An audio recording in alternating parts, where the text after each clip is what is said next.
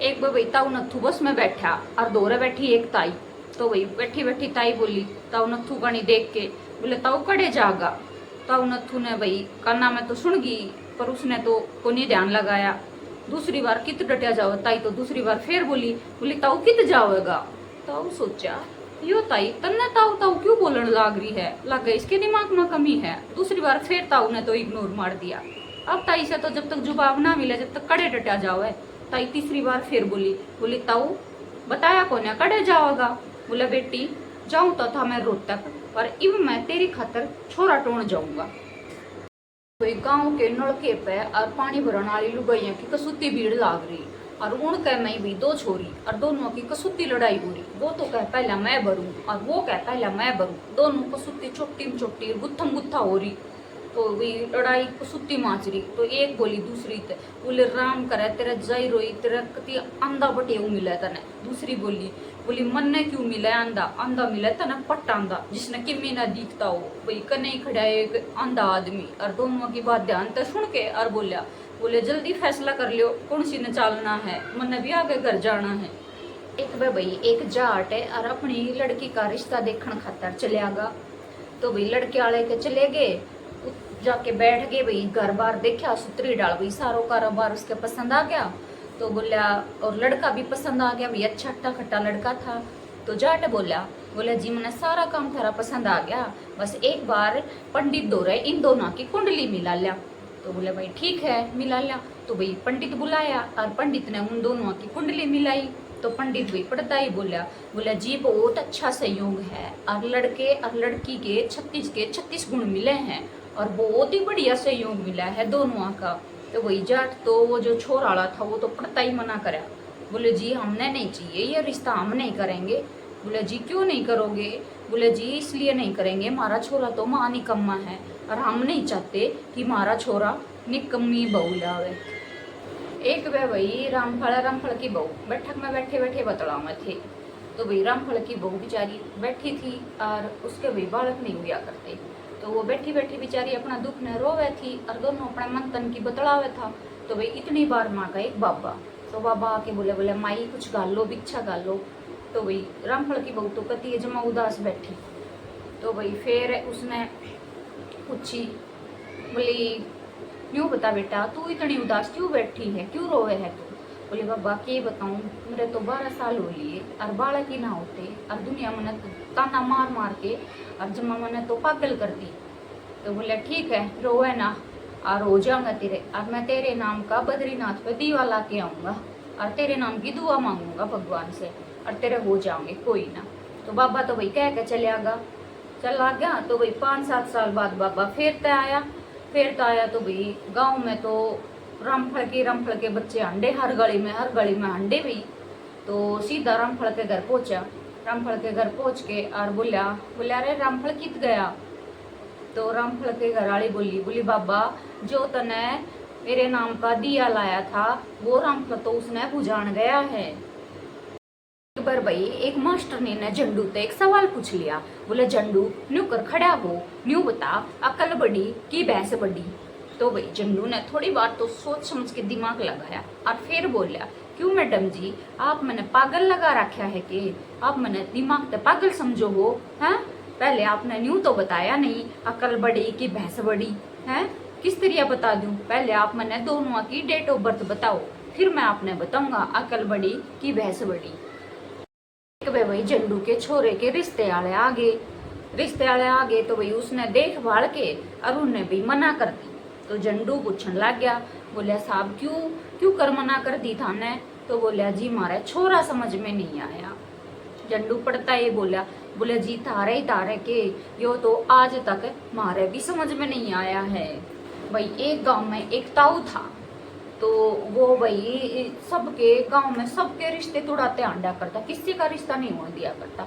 जब उसने न्यू खबर लाग जाओ ना आज फलाने के घर में रिश्ते आले आ रहे हैं तो भाई उड़े ही पूछ के और वो किमी ना किमी गड़बड़ी जरूर कर देता। क्योंकि भाई गाँव में देखो पड़ोस में एक आदि से पा जावे हैं जो भाई एक दूसरे ने देख के जड़े हैं उन्हें सुहांदा को नहीं। तो भाई इससे ही कुछ होता था। तो उसने तय कानो कान खबर पड़ जाओ कि भाई आज उस मोहल्ले में उस पाने में आज रिश्ते वाले आ रहे हैं तो उड़े तक पहुंच लिया करता।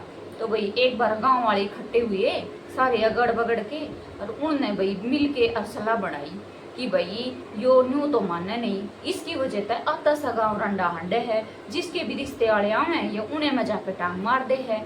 तो भाई इसका क्या करा जावे। तो भाई उनके घर क्या ने बुलाया, उनके घर क्या ने बुला के और वो समझाया कि भाई जिस दिन किसी के भी रिश्ते वाले आएंगे तो आप इसने घर से बाहर नहीं निकलने दोगे, अपना घर में ही रखोगे, इसने घर से बाहर कभी नहीं निकलने दोगे।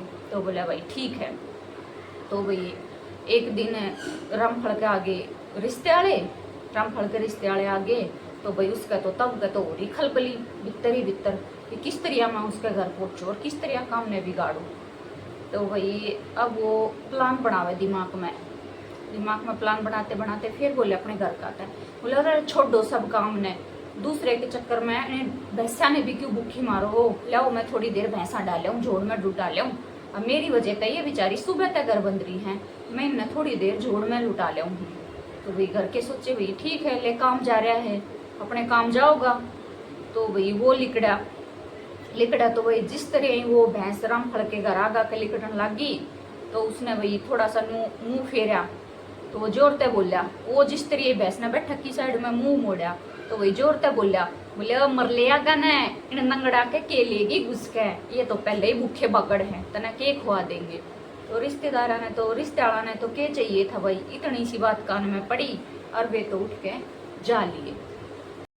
भाई डॉक्टर साहब झंडू ने चेक करके और झंडू की घरवाली ते बोला मैंने बहुत अफसोस के साथ कहना पड़ रहा है कि अब ये इस दुनिया में नहीं रहे। तो भाई झंडू बोला झट से बैठा होके, बोले ना जी मैं तो जीऊं हूँ। झंडू की घरवाली बोली चुपचाप पड़ा रहे, तने ज्यादा बेरा है कि डॉक्टर साहब ने ज्यादा बेरा है। एक बार भाई झंडू अपनी ससुराल जावे था, तो झंडू सोचा क्यों ना इस बार मैं रेल में बैठ के जाऊं, कभी भी रेल में नहीं बैठा, इस बार मैं ससुराल रेल में बैठ के जाऊंगा। तो झंडू तो भाई कसुता उतावला होके स्टेशन पे पहुंच गया। तो वही स्टेशन पे जाके और बापू ते बोले लो जी एक तो टिकट दे दो और एक दे दो गैल बीड़ी का बंडल। तो बाबू बोला अरे बीड़ी का मंडल तो मिलता नहीं और टिकट बता दे तने कड़े की चाहिए। तो बोले अरे न्यू कर फत्तू के मामा के गांव की टिकट देते। तो बाबू भाई फिर छो माँ के बोला अरे मन्ना के बेरो फत्तू के मामा का गांव कौन सा है। तो वही कसुत्ता ही था झंडू भी फिर दोबारा तो जोश माँ के बोला अरे बोला ठीक से तो उड़े की दे दे जड़े मैं ब्याह रखा हूँ। तो वही बाबू तो फिर थोड़ा सा छो माँ के बोला अरे मन्ना के बेरो तू कित ब्याह रखा से पहले नाम तो बता दे गाँव का। तो वही झंडू तो और छो माँ के बोला अच्छा किस साले ने तू बाबू बना दिया ना, तो तू बीड़ी का मंडल रखता और ना तने गांव का बेरा, फिर तू बैठा क्यों है उरे। एक बे भाई एक आदमी ने जलान खातर शमशान घाट में बहुत सारे आदमी इकट्ठे हो रहे, तो वही उसने मुर्दे के आँच लगा दी। तो उसका वही एक हाथ बाहर था। तो एक आदमी झंडू दौरे खड़ा था, वो बोला अरे इसका हाथ तो बाहर है। तो झंडू पड़ता है बोले अरे डट जा जिब आँच लगेगी जिब हाथ ने अपने आप बिथर कर लेगा। वे हरियाणा के और दो ताऊ कसुत्ते चालाक थे और वे बैठ लिए रोडवेज बस में और वे थे अपना पैसा बचाने के चक्कर में। तो भाई कंडक्टर आया उन दौरे बोला लिया ताऊ टिकट ले ले।